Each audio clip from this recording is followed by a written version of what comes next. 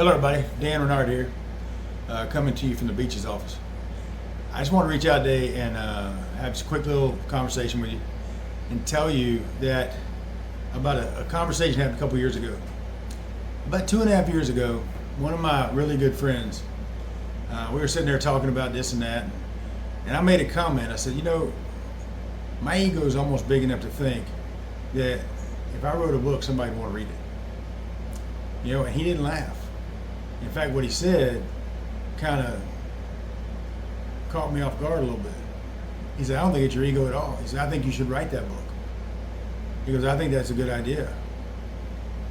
And that stuck with me. And so I began writing.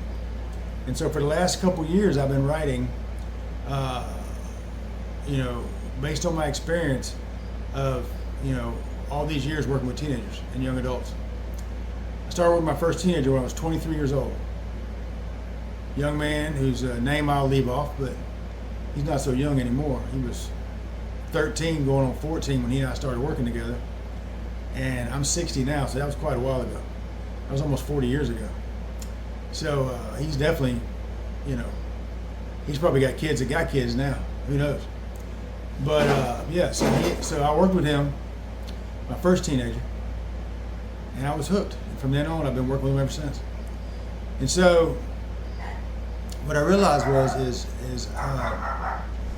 I've sat with a lot of families that were struggling with the relationship they have with their teenager. And I started thinking, like, what are some of the questions they ask? How do I get my teenager to start talking to me again? How do I know that this isn't just a fad that they're going through, right? What do I do if I think my kid is headed towards addiction, right? And I realized I've answered those questions thousands of times with different families, one family at a time. And I thought, man, I should write that stuff down. I should write down some of the stuff I've learned over the last, 35 years working with teenagers. And that's what happened. I didn't start writing to become an author. I started writing to sort of capture, what I've learned. And then share that with others, see if they want to read it. And out of that became the R.E.A.C.H family series. R.E.A.C.H, R-E.A.C.H, right? And so the R.E.A.C.H family series begins where the story begins, I think. With a teenager, a young person becoming a teenager in the family. And maybe for that family, it's the first time there's been a teenager in the family. And the parents are parenting a teenager for the first time. And the teenager is being a teenager for the first time. And that's where Don't Lose the Door got started.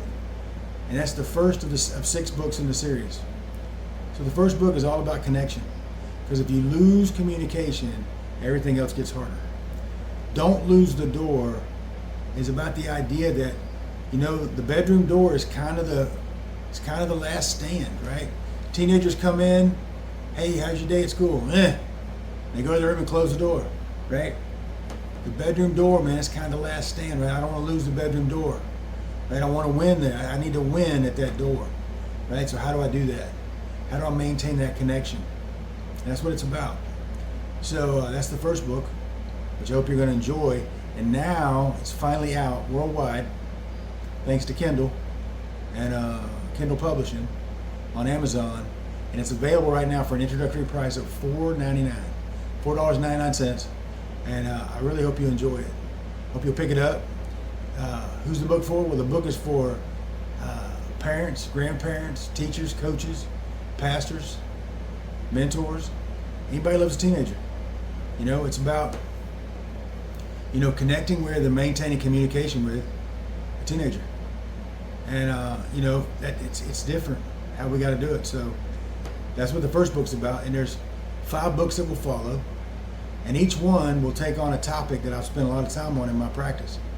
Everything from substance use to trauma to mapping out life goals to, if somebody needs to go to treatment or deal with a drug or alcohol problem or a screen issue or maybe a gambling issue, pornography issue, right? How do we do that?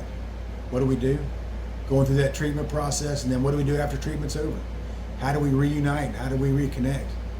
Right? How do we finish out that journey with the teenager as they're moving into adulthood?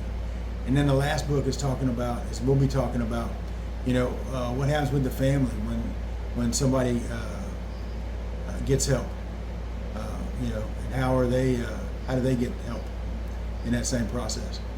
So anyways, this journey begins with the teenager becoming a teenager and works all the way through to adulthood. And I really hope you're going to like it. I really hope you enjoy it. I didn't write it to become rich. I wrote it to share what I've learned.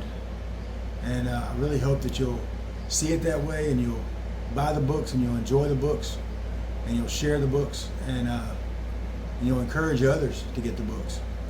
There will be audio books coming out over time. I hope to release these books, all 6 books, over the next about year and a half at the most. Every couple months, every 2 or 3 months, probably every 3 months, a book will come out. And the idea is that you'll be able to read it and learn from it, share it, study it, and you and your family can grow from it. So thank you so much for considering going on this journey with me, but more importantly, thank you for letting me go on this journey with you. I've been working with teenagers for a long time, and I can't imagine doing anything else. I love working with teenagers. I do. I was one of these kids. Some of y'all may know I was one of these kids, and I was in a lot of trouble by the time I was 20 years old. And some folks helped me get things turned around, and I kind of figured that God got me turned around so I could help other teenagers turn around. And so that's what I spent a good portion of my adult life doing. And so I hope you'll come along with me as we do this together and learn some things and share some stories and share some ideas, and and grow together. So I look forward to seeing you along the trail. Until then, have a great day, and until next time, peace.